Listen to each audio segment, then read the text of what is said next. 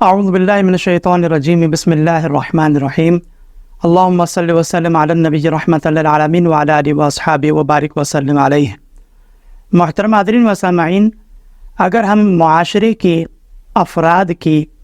اقوام کی اصلاح کے حوالے سے کسی ایک اصول کی بات کریں تو اللہ تبارک و تعالیٰ کا یہ فرمان کافی و وافی ہوگا، لَقَدْ كَانَ لَكُمْ فِي رَسُولِ اللَّهِ أُسْوَةٌ حَسَنَةٌ، یعنی فی الحقیقت تمہارے لیے رسول اللہ صلی اللہ علیہ وسلم کی ذات میں نہایت ہی حسین نمونہ حیات ہے۔ اس آیت مبارکہ میں اللہ تبارک و تعالیٰ کا یہ فرمان اس بات پر واضح دلالت کرتا ہے کہ نبی کریم صلی اللہ علیہ وسلم کے اسوہ حسنہ پر عمل کرنا ہماری دنیا و آخرت کی نجات کا بہترین ذریعہ و سبب ہے، کیونکہ نبی کریم صلی اللہ علیہ وسلم کی حیات طیبہ کا ہر پہلو معاشرتی برائیوں کے زوال کے سلسلے میں دلیل و حجت ہے، جیسے تکبر، جھوٹ، غیبت، چوری، زنا، شراب نوشی، حقوق العباد میں کوتاہی اور بھی دیگر بے شمار ایسے اعمال و افعال ہیں کہ جن کے ارتکاب کے نتیجے میں انسان اخلاقی تنزلی کا شکار ہو جاتا ہے اور پھر اس طرح وہ معاشرے کے بگاڑ میں، معاشرے کے فساد میں، خرابی میں کلیدی کردار ادا کرتا ہے۔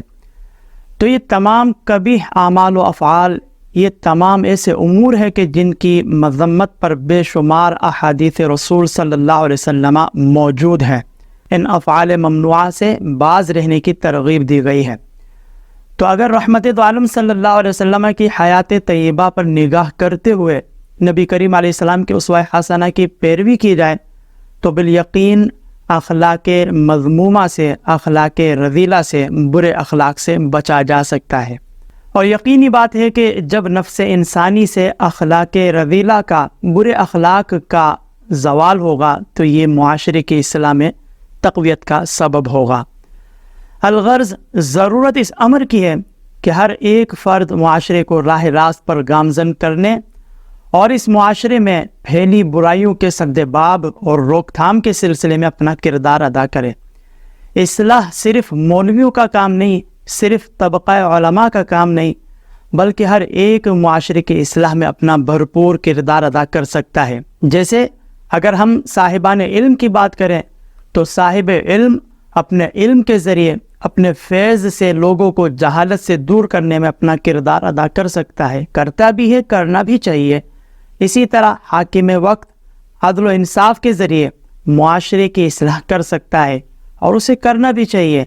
اسی طرح والدین، سرپرست اپنی اولاد اور ماتحت کی بہتر تعلیم و تربیت اور پرورش کے ذریعے، جبکہ اولاد اپنے والدین سے حسن سلوک کے ساتھ اس معاشرے کی اصلاح میں اپنا کردار ادا کر سکتے ہیں۔ اسی طرح ائمہ کرام بھی پر اثر وعظ و نصیحت کے ذریعے اس معاشرے کی اصلاح کا سبب بن سکتے ہیں۔ اگر امام مسجد حالات حاضرہ پر، موجودہ حالات پر گہری نگاہ رکھنے کی صلاحیت سے متصف ہو، لوگوں کے احوال سے، ان کے مزاج سے بخوبی واقف ہو کر وعظ و نصیحت کریں تو یقینی بات ہے کہ اصلاح پسند لوگ اصلاح قبول بھی کرتے ہیں اور ذات میں، کردار میں جو خامیاں کوتاہیاں پائی جاتی ہے ان کو دور بھی کرتے ہیں۔ لیکن افسوس کہ آج ہماری اکثر مساجد پر اثر وعظ و نصیحت سے خالی ہے، اور اس کی بنیادی وجہ یہ ہے کہ اکثر مساجد کے ائمہ کرام لوگوں کے مزاج سے ناواقف و ناشنا ہوتے ہیں، لوگوں کے مزاج کے مطابق وعظ و نصیحت نہیں کرتے بلکہ رٹی رٹائی تقاریر پر اکتفا کرتے ہیں، اور پھر اس کا نتیجہ یہی ظاہر ہوتا ہے کہ لوگ پھر انتظار کرتے ہیں کہ کب مسجد کا امام بیان ختم کرے تو ہم مسجد کا رخ کریں۔ تو خلاصہ کلام یہ ہے کہ منبر رسول صلی اللہ علیہ وسلم یہ ایک ایسا عظیم منصب ہے کہ جو معاشرے کی اصلاح کا بہت بہترین، ایک بہت بڑا ذریعہ و سبب ہے، لیکن اس کے لیے ضروری ہے کہ امام مسجد لوگوں کے احوال، ان کے مزاج سے واقف ہو کر وعظ و نصیحت کرے۔ اسی طرح تعلیمی اداروں میں بہتر تعلیم و تربیت کے ذریعے بھی معاشرے کی اصلاح کی جا سکتی ہے، کیونکہ تعلیم و تربیت سے آراستہ لوگ معاشرے کی اصلاح میں اہم کردار ادا کرتے ہیں۔ لیکن اگر کسی مقام پر بہتر تعلیم ہی میسر نہ ہو، تربیت کا فقدان ہو، تو جو قوم صحیح تعلیم و تربیت سے محروم ہو وہ قوم بھلا کس طرح معاشرے کی، اپنے افراد کی تربیت کر سکتی ہے؟ اسی طرح خانقاہی نظام میں شریعت کی تعلیمات کے مطابق دعوت و فکر کے ذریعے بھی معاشرے کی اصلاح کی جا سکتی ہے۔ یعنی پیری مریدی ایک ایسا ذریعہ ہے، ایک ایسا شعبہ ہے کہ جس میں اگر کوئی شیخ کامل، یعنی وہ شیخ کہ جسے شریعت نے شیخ قرار دیا ہو، وہ پیر کہ جسے شریعت نے پیر قرار دیا ہو، جس میں پیر بننے کی تمام شرائط پائی جاتی ہوں، تو جب اگر کوئی شیخ، کوئی پیر، کوئی رہنما، کوئی لیڈر دائرہ شرع کے مطابق کوئی بات بیان کرتا ہے، کوئی عمل اختیار کرتا ہے، تو اس کے چاہنے والوں کے لیے، اس کے ماننے والوں کے لیے، اس کے مریدین کے لیے پیر کا عمل بہت بڑی دلیل و حجت ہوتا ہے، کیونکہ پیر کی بات کو، شیخ کی بات کو حرف آخر سے تعبیر کیا جاتا ہے۔ معلوم ہوا کہ خانقاہی نظام کے ذریعے بھی، پیری مریدی کے ذریعے بھی اپنے حلقہ احباب کی، بے شمار افراد کی، معاشرے کی اصلاح کی جا سکتی ہے۔ ہاں، اس میں پھر شیخ کی بھی ذمہ داری ہوتی ہے کہ وہ ہر خلاف حکمت، خلاف مزاج شرع امور سے خود کو بچائے، کیونکہ بے شمار مریدین ایسے بھی ہوتے ہیں کہ جن کی آنکھوں پر،